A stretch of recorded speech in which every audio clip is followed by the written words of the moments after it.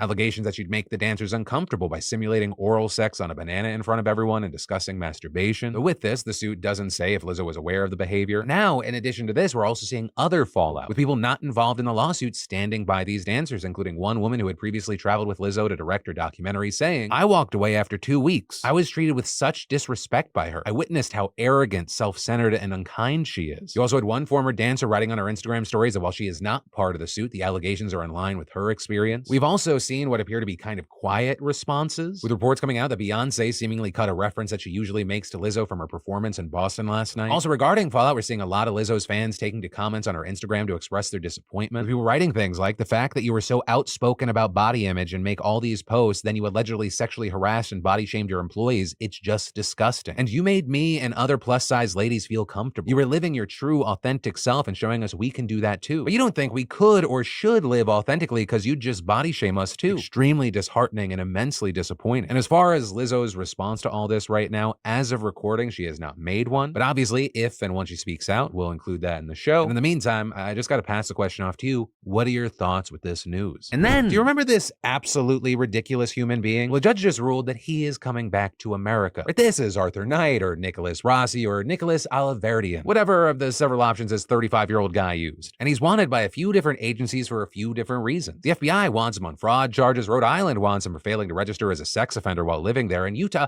has charged him with rape stemming from a 2008 incident. And as you might remember, in order to dodge all that, he seemed to have moved to the UK in 2019 or 2020 and faked his death in 2020, claiming that he had died from cancer. But then, while he was in a British hospital getting treatment for COVID in 2021, he was arrested, with him then appearing in interviews wearing a mask, claiming he could barely function, all while having like the fakest British accent, despite also claiming to be an Irish orphan. But this whole saga appears to now be coming to an end, with a Scottish judge buying absolutely none of it and ruling that he could be extradited to the United States despite his claims that he was physically unwell and couldn't safely travel. With the judge feeling comfortable sending Oliverdian, which is his legal name, back to the United States because, quote, "I concluded that the evidence of the requested person was unreliable to the extent that I would not be prepared to accept any statement of fact made by him unless it was independently supported." Which, yeah, it makes sense. Like, you wouldn't trust a single word from a con man, let alone just a very bad, transparent con man. Let me try to stand up.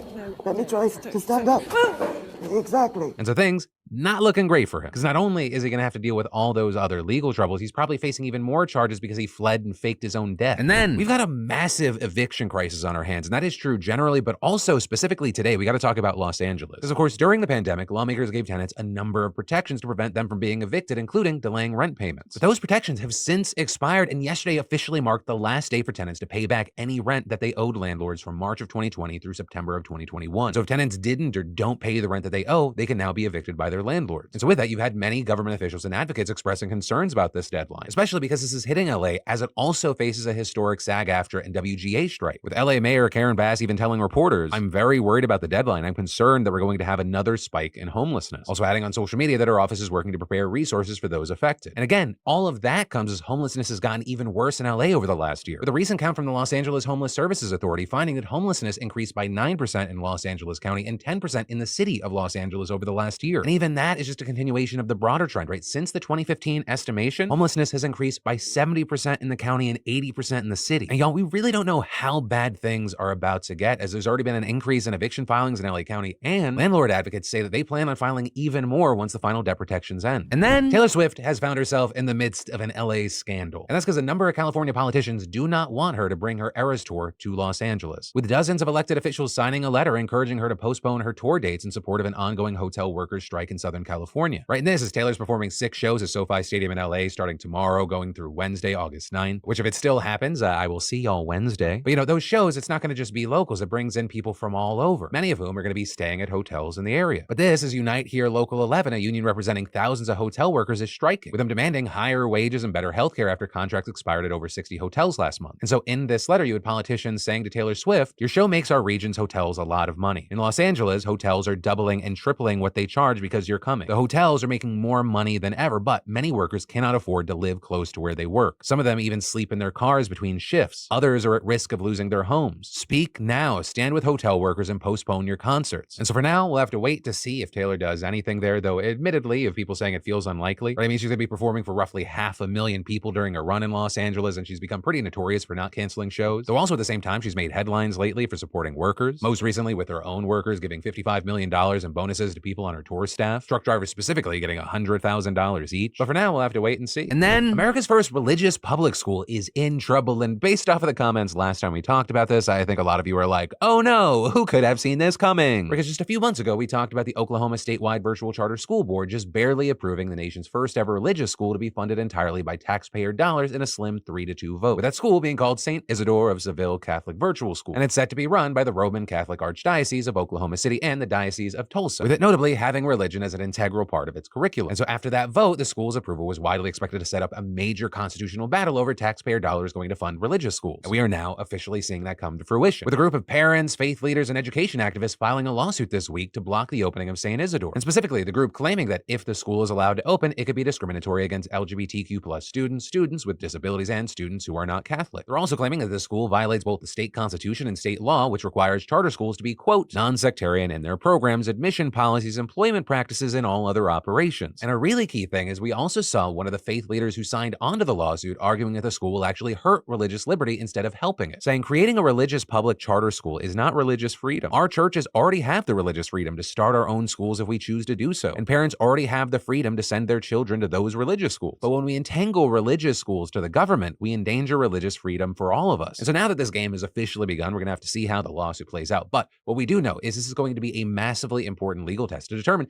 if states can directly fund religious schools and if charter schools are tied to the same rules as traditional public schools. And then Henrietta Lacks is one of the most important people in human history who you've probably never heard of, and we got to talk about her today because of this very interesting lawsuit. All right, so for this one, we actually got to go all the way back to 1951 when you have this young black woman by the name of Henrietta Lacks going into the Johns Hopkins Hospital in Baltimore complaining of vaginal bleeding, with the doctor then checking her out, discovering a large malignant tumor on her cervix, right? She had cancer, and unfortunately not long afterwards she died. But first, without telling her, the doctor sliced off a small piece of the tumor, put it in a tray, and shipped it on over to a tissue research lab. And it's there that one of the most revolutionary discoveries in medical science was made. Because unlike other tissue samples which died within days, Henrietta's cells endlessly multiplied, doubling around once every 24 hours, meaning that her cells were the first cells to perpetually reproduce outside the human body, providing scientists with an infinite supply of human tissue to experiment on. And so her cells have since been used to develop treatments for Parkinson's, cancer, and the flu, as well as vaccines for polio and COVID-19. Not to mention it being pivotal in research on HIV, tuberculosis, salmonella, the human genome, in vitro fertilization, X-rays, and even space travel. And in 1985, her cells even helped discover the link between HPV and cervical cancer, which is what killed her over 3 decades before. And so when I say she is one of the most important people in human history, Henrietta's cell line has been cited in more than 110,000 scientific publications by researchers around the world. But while you had these scientists partying up with her miracle cells, Henrietta's family had no idea what had happened until 1973, according to a book on our life. And so that revelation sparked this massive debate about medical ethics and the ownership of genetic material, with Oprah Winfrey even eventually starring in a movie about Henrietta's life in 2017. And all of this bringing us to 2021, where we saw Henrietta's descendants suing a biotech company called Thermo Fisher Scientific, seeking compensation for the profits they reaped from her cell line, with them saying, Thermo Fisher Scientific's choice to continue selling Lax's cells in spite of the cell line's origin and the concrete harms it inflicts on the Lax family can only be understood as a choice to embrace a legacy of racial injustice embedded in the U.S. research and medical systems. And with that, the company fired back saying the statute of limitations had expired, so the lawsuit was too late. But the family argued that because the company still profits from Henrietta's cell line today, they deserve a cut. And all of that bringing us to yesterday, which actually would have been Lax's 103rd birthday, with both sides reportedly coming to a settlement, though the terms of which are confidential. Though it does feel like we can assume they got a payout of some kind, we just don't know the amount. Though a key thing there is that one of the family's lawyers also suggested at a news conference that similar lawsuits would soon follow, and those presumably against other companies. And then, have you ever been on the hunt for a new doctor and you ask literally everyone you know for their recommendation? I mean, like a good doctor, one who actually gets you, listens to you, makes you feel super comfortable, and doesn't take 6 months to get an appointment with. And finally, after weeks of searching, you find the one. Or we know this feeling, and so you call and they have an appointment available, score. But then, fun times, the receptionist tells you this perfect doctor doesn't take your insurance. Well, thanks to the fantastic partner and sponsor of today's show, ZocDoc, you can stop what you've been doing and just download the free app millions of others are using to find and book amazing doctors who are right for you and take your insurance. We're talking about booking appointments with thousands of top-rated, patient-reviewed doctors and specialists. And you can filter specifically for ones who take your insurance, are located near you, and treat almost any condition that you're searching for. And y'all, the average wait time to see a doctor booked on ZocDoc is between 24 to 72 hours. And sometimes you score same-day appointments with doctors verified by actual real patients and not bots. Plus, the app is so easy to use, and it's not just about finding your general practitioner. You can find specialists too. So just go to ZocDoc.com/Phil and download the ZocDoc app for free. Then just find and book a top-rated doctor today. That's ZocDoc.com/Phil.